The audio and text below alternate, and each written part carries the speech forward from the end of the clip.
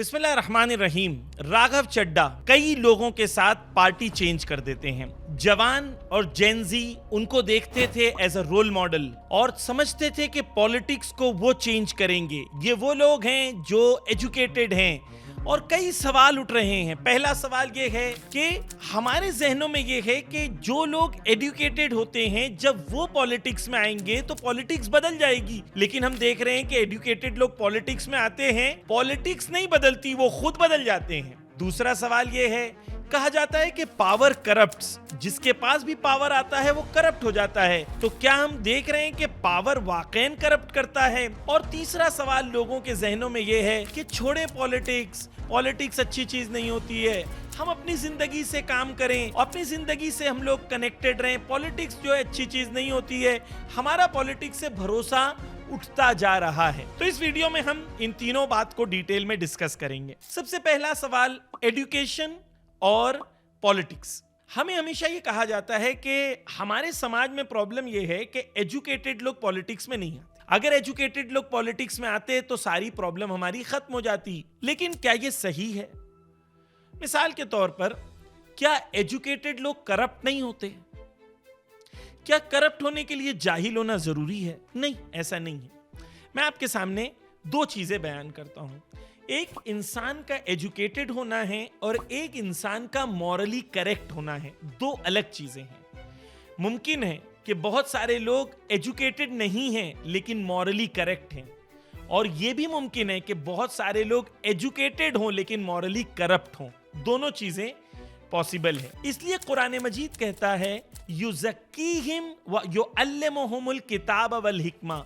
खुदा कहता है कि पहले अपने आप को प्यूरिफाई करो, फिर नॉलेज को गेन करो। क्योंकि अगर आप प्यूरिफाइड नहीं हो तो आप नॉलेज जितना भी गेन करोगे वो नॉलेज आपके लिए यूजफुल नहीं होगा, बल्कि डिस्ट्रक्टिव होगा। मैं कुछ सवाल आपसे करता हूं, आप मुझे बताइए कि जिन्होंने न्यूक्लियर बॉम्ब बनाया वो एजुकेटेड लोग थे या अनएजुकेटेड थे? डेफिनेटली एजुकेटेड थे। वो लोग जो न्यूक्लियर बॉम्ब को इस्तेमाल कर रहे थे वो एजुकेटेड थे या अनएजुकेटेड थे? एजुकेटेड थे। वो लोग जो इस वक्त हमने देखा गाजा में या दीगर जगह पर जो टेक्नोलॉजी इस्तेमाल हो रही थी, जिस टेक्नोलॉजी की वजह से इतने ज्यादा लोग मारे गए, ये टेक्नोलॉजी बनाने वाले और टेक्नोलॉजी यूज करने वाले लोग एजुकेटेड लोग थे। तो हमें एक बात समझ में आती है कि एजुकेशन जरूरी है लेकिन काफी नहीं है। एजुकेशन के साथ जो चीज जरूरी है वो मोरालिटी है। हमें ये समझ में आता है कि जब तक इंसान अंदर से प्योर ना हो और इंसान का मॉरल कंपस करेक्ट ना हो, तब तक जो है इंसान जितना ज्यादा वो नॉलेज हासिल करेगा, वो नॉलेज का इस्तेमाल करके दुनिया में ज्यादा जुल्म करेगा। मिसाल के तौर पर अमेरिका सबसे ज्यादा नॉलेज और टेक्नोलॉजी में आगे है, लेकिन सबसे ज्यादा जुल्म करने में भी वही लोग आगे हैं। अब पलटते हैं हमारे समाज की तरफ। हम अपने समाज में ये चाहते हैं कि एजुकेटेड लोग आएं, लेकिन ये एजुकेटेड लोग आके सोसाइटी को चेंज नहीं कर सकते। क्यों? क्योंकि ये इन्होंने एजुकेशन एक आइडियोलॉजी के बेस पे हासिल किया है।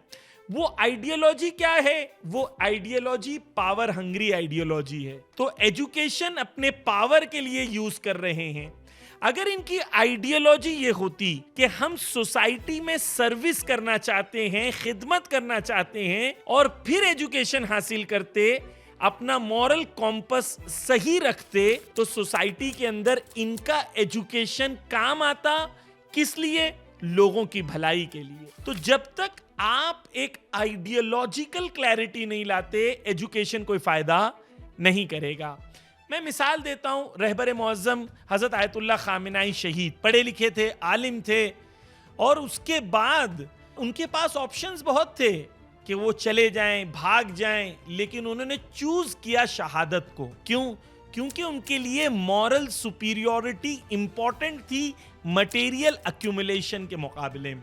यहां पर हमारे लिए पहला फंडामेंटल पॉइंट क्लियर होना चाहिए कि एजुकेशन जरूरी है लेकिन काफी नहीं है। आपको मॉरल सुपीरियरिटी के लिए, मॉरल करेक्टनेस के लिए कहीं पर रिलीजन और कहीं पर स्पिरिचुअलिटी की जरूरत पड़ती है। मिसाल के तौर पर महात्मा गांधी कहते हैं कि मेरा रिलीजन और मेरी स्पिरिचुअलिटी मेरी पॉलिटिक्स में हेल्प करता है। हम जिस दुनिया में रहते हैं, जोर इस बात पे दिया जाता है कि रिलीजन को पॉलिटिक्स से अलग कर दिया जाए, लेकिन ईरान ने एक ऐसा मॉडल पेश किया है जहां पर रिलीजन और पॉलिटिक्स दोनों हैं, और रिलीजन लीडर्स को इंस्पायर करता है अपनी जान दे देने के लिए, लेकिन मॉरली करप्ट ये लोग नहीं होते बिकॉज इनका रिलीजन इनको इंस्पायर करता है। दूसरा पॉइंट, लोग कहते हैं पावर करप्ट्स, जिसके पास भी पावर आता है वो करप्ट हो जाते हैं, लेकिन हमेशा ऐसा नहीं होता। हमने तारीख में बहुत सारे ऐसे लीडर्स देखे हैं कि जो पावरफुल बने, लेकिन जब वो इस दुनिया से गए तो उन्होंने कुछ लेके नहीं गए, दुनिया में खादिम बन के रहे। हजरत अली अलैहिस्सलाम के सामने से एक चींटी गुजर रही थी। हजरत अली ने उस चींटी को देख के कहा कि पूरी दुनिया की दौलत मुझे दे दी जाएगी, फिर भी इस चींटी का दाना मैं नहीं लूंगा। यानी हजरत अली एक मॉरल सुपीरियोरिटी का ग्राउंड बता रहे हैं।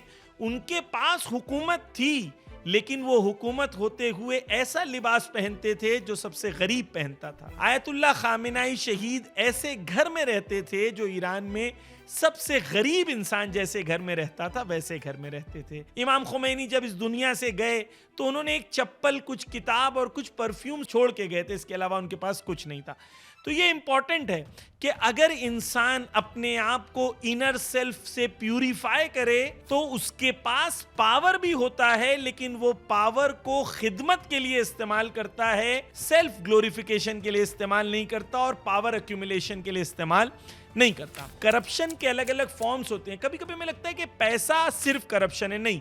कभी कभी एक इंसान के अंदर पावर की भूख होती है, ये पावर की भूख भी इंसान को करप्ट कर देती है। पैसा नहीं चाहिए लेकिन फेम चाहिए, लेकिन पावर चाहिए, ये भी करप्शन के फॉर्म्स हैं। लास्ट पॉइंट ये है कि जब हम राघव चड्ढा जैसे लोगों को देखते हैं तो बहुत सारे जवान कहते हैं हम लोग का पॉलिटिक्स से भरोसा खत्म हो गया है। ये गलत बात है। क्यों?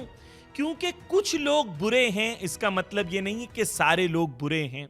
और अगर अच्छे लोग पॉलिटिक्स में नहीं आएंगे, प्योर लोग पॉलिटिक्स में नहीं आएंगे, तो पॉलिटिक्स हमेशा बुरे लोग करेंगे। जब आप देखें कि किसी ने आके धोखा दिया है, अच्छा दिखा रहा था लेकिन खुद अंदर से बुरा था, तो ये आपको इंस्पायर करना चाहिए कि मुझे और अच्छा बनना है।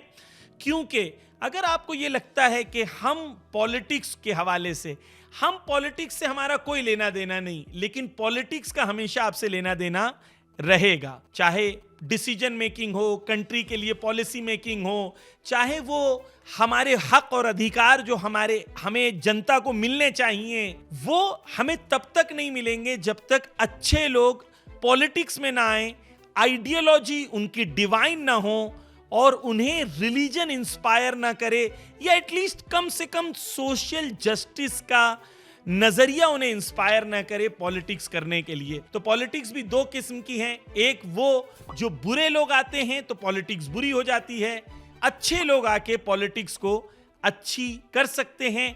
मैं जानता हूं सख्त है, लेकिन रास्ता यही है, सख्तियों का रास्ता है। समाज को अगर बदलना है तो अच्छे लोगों को पॉलिटिक्स में आना होगा। आपको क्या लगता है जो बातें प्रेजेंट की हैं उसके बारे में आप अग्री करते हैं, डिसअग्री करते हैं? और पॉलिटिक्स के बारे में आप एज अ यूथ और जेन ज़ी आप क्या सोचते हैं?